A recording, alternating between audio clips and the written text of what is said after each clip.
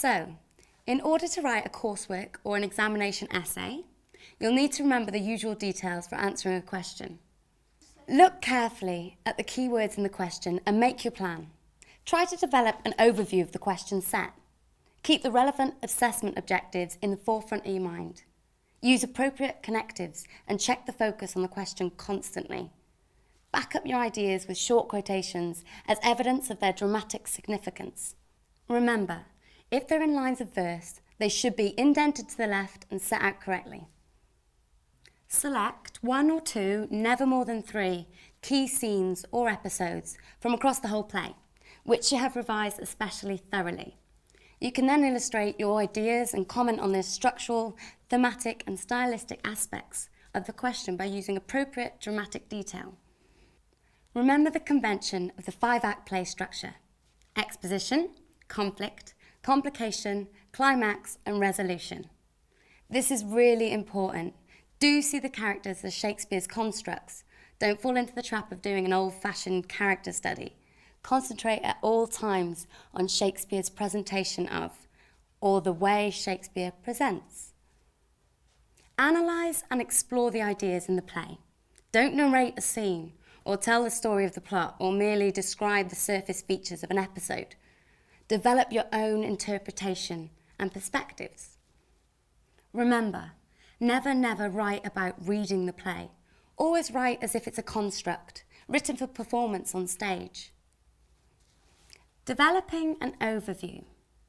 This is the ability to select a few key overarching ideas as to why you think Shakespeare may have written the play. So you can draw upon these to illuminate the focus of the question. Remember also to illustrate this through his choice of genre. We may never be able to know Shakespeare's purposes, values and moral positions fully. This is because he has a peculiar knack of appearing to represent a number of different perspectives.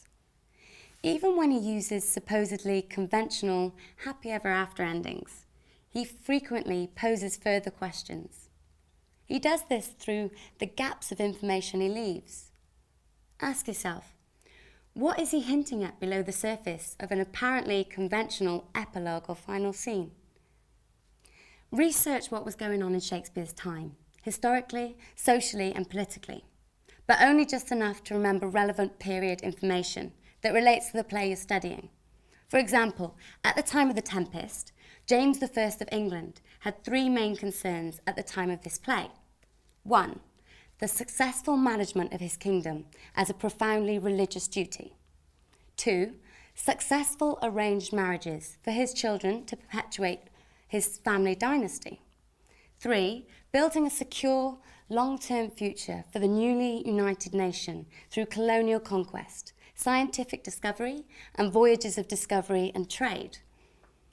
Can you work out how Shakespeare's cleverly represented these in The Tempest?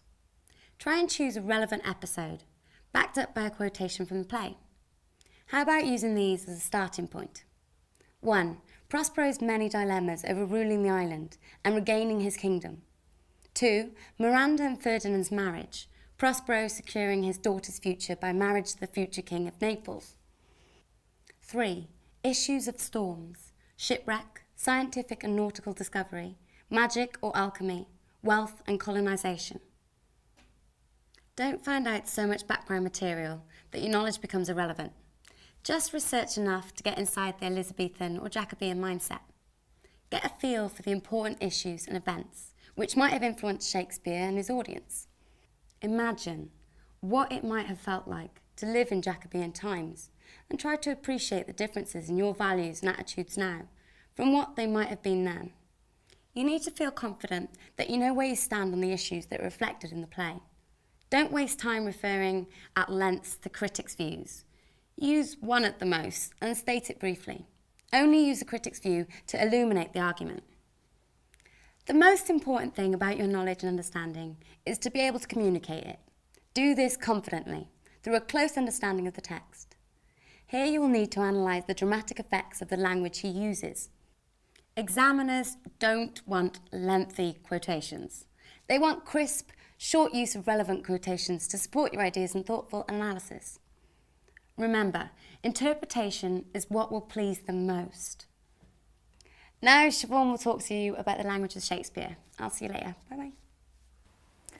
The language of Shakespeare. Shakespeare's use of language is really not as difficult as you may think. It's immensely powerful and poetic, and may haunt and affect you profoundly at passionate or difficult times in your life, but always in a reassuring way. Once again, it's a matter of getting to grips with some key episodes in the text very thoroughly, in much the same way as you had to do with the novel. As you work on the play, try reading each of the key scenes or episodes out loud to yourself, so you begin to absorb the music and rhythm of the lines. Understand how Shakespeare uses sound to affect the dramatic action, visualising the scene not only through your inner voice, but through your inner eyes.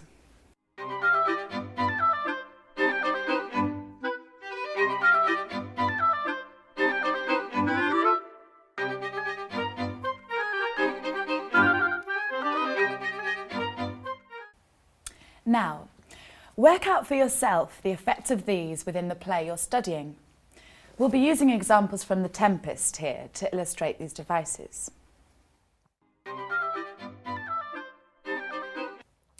This form of verse normally doesn't rhyme and has 5 so-called feet or measured sections of syllables in each line. Each foot normally has 1 short and 1 longer stress, although this may be varied, as at the end of the second line here.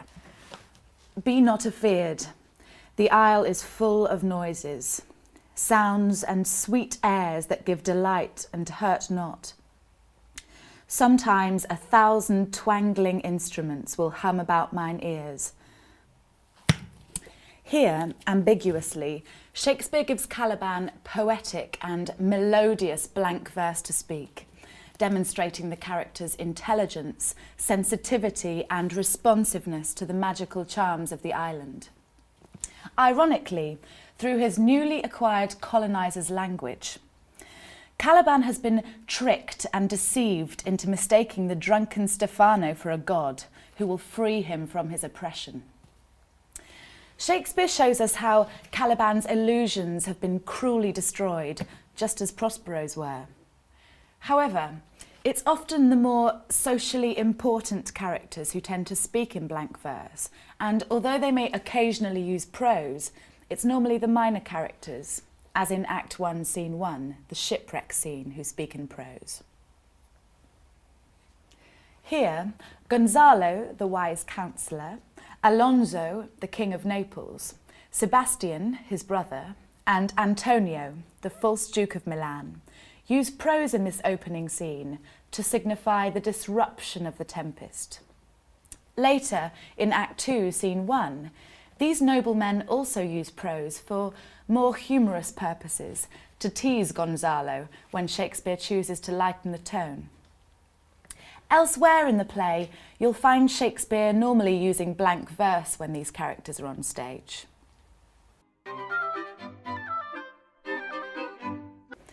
This refers to the way the second syllable is often more heavily stressed than the first, within each of the 5 metrical feet from which Shakespeare builds a blank verse line. For example, I have inly wept, or should have spoke ere this, look down, you gods, and on this cup'll drop a blessed crown, for it is you that have chalked forth the way which brought us hither. Although the mention of the gods here by Gonzalo is vague at this important and dramatic moment, his response is heartfelt. He hopes they'll bless the marriage of Miranda and Ferdinand, but he is now using more elevated language. The audience, ironically, knows full well that it's Prospero and Ariel who are responsible for guiding all the characters to this place. This is the term applied to where a break or a pause occurs in the middle of a line of verse, in many cases where the sentence may have run over the end of the previous line. I've got a good example here. Our revels now are ended. These are actors, as I foretold you, were all spirits, and are melted into air, into thin air. The effect of the caesura in the first line is to draw emphasis and attention to the finality of Prospero's brief announcement of the ending of the action, entertainment, and the theatrical illusion in the play. It coincides with the syntax and sense in the sentence precisely. Look out also for examples of where Shakespeare makes one character complete another's lines, yet keeps the iambic pentameter going. Often, two lines which suddenly rhyme towards the end of a speech in blank verse signal one of the following: a transition point, a summing up, a change of scene, or sometimes the clinching of an argument, theme, or dilemma. Shakespeare makes Prospero use a string of these in the epilogue to round off the dramatic action to restore order, but also to reflect that the more disturbing tones of the play are still at work under the surface of the text. Still in role, Prospero claims he has finally rejected his magic. He does this through the dramatic action of breaking his magic staff.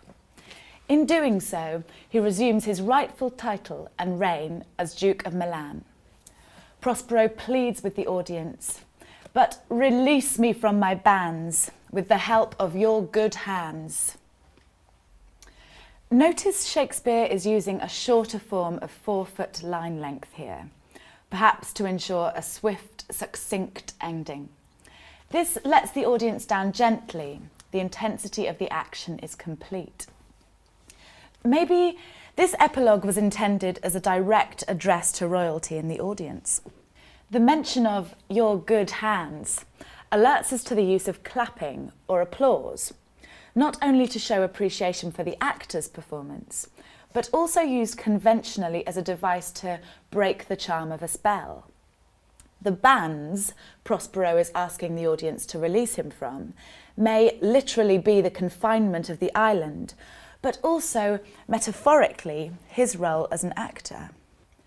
"And my ending is despair, unless I be relieved by prayer." Here he may be asking the audience for forgiveness for his necromancy or wizardry, but also Shakespeare may be suggesting that, like the actor stepping out of his role, Prospero, and by analogy any ruler, is as human and in need of forgiveness as any other human being. Today, punning may seem a bit cheesy as a form of humour, but it was extraordinarily popular with Elizabethan and Jacobean audiences. For example, in lines 20 to 21 in Act 2, Scene 1, where Gonzalo picks up on the wager Antonio and Sebastian are making fun about him in order to make fun of his age and his sincerity, Sebastian says, "Look, he's winding up the watch of his wit," when Sebastian bets $1. Quick as a flash, Shakespeare makes Gonzalo more than equal to the occasion. Not only does the dramatist allow Gonzalo to pick up on their mocking of him, but Shakespeare does this through punning. By making Gonzalo cleverly repeat the word dollar, he twists a double meaning from it by using dolor, a word which sounds the same but means grief. He does this in order to bring the conversation back to the character's more serious purpose. Gonzalo, therefore, through showing agile wordplay, turns the tables on the superficiality of his scoffers. Shakespeare uses Gonzalo's wisdom here to remind the audience of the darker significances in the drama and its wider moral purposes. However, in The Tempest, Shakespeare has not relied on dazzling and inventive wit to the extent that he did in earlier plays. The rough and ready situational comedy of Gonzalo and Trinculo is more like the ridiculous slapstick of a modern pantomime than the telling, refined wit and word spinning of the humorous characters such as Falstaff in earlier plays. Over to you, Ria. Cheers, mate. Finally, let's look at how you can analyse a small section of text in sufficient detail.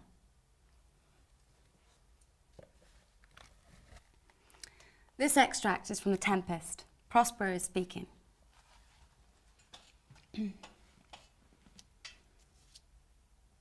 And, like the baseless fabric of this vision, the cloud-capped towers, the gorgeous palaces, the solemn temples, the great globe itself, yea, all which it inherit shall dissolve, and, like this insubstantial pageant, faded. Leave not a rack behind, we are such stuff as dreams are made of, and our little life is rounded with a sleep. Use of context. The Masque, where the classical gods illustrate to the young lovers, Miranda and Ferdinand, the timeless holiness and fertility to be enjoyed in a fruitful union, has just disappeared into thin air, a favourite Jacobean dramatic device used by Shakespeare. Prospero is suddenly brought down to earth. We remember the plot on his life, as Shakespeare illustrates themes of violence and disorder.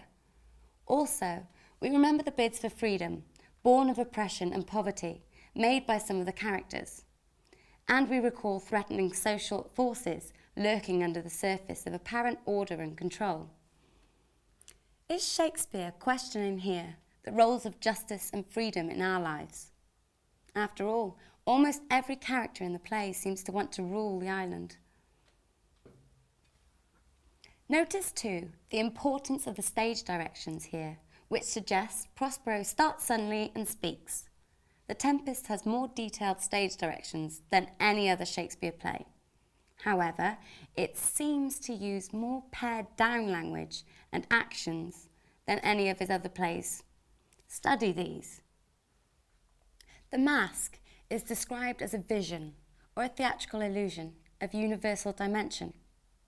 Use of the great globe may remind us of this dimension, a reference to the theme of voyages of discovery which frame the drama, juxtaposed with a possible reference to the Globe Theatre itself. The poeticism of gorgeous places and cloud-capped towers is contrasted with the baseless fabric and insubstantial pageant of theatrical illusion, the fading artifice of the theatre and the play. Shakespeare also seems to be preoccupied with the concept of transformation in this play. His use of cloud-capped represents his increasing lexical inventiveness through coining new combinations of words. This makes the language spoken by the characters in the play possibly more compressed and intense than in any of his other dramas. Prospero's final comment on the brevity and insignificance of life in this speech, such stuff as dreams are made of, may represent Shakespeare's foregrounding of death in the play. Our little life is rounded with a sleep.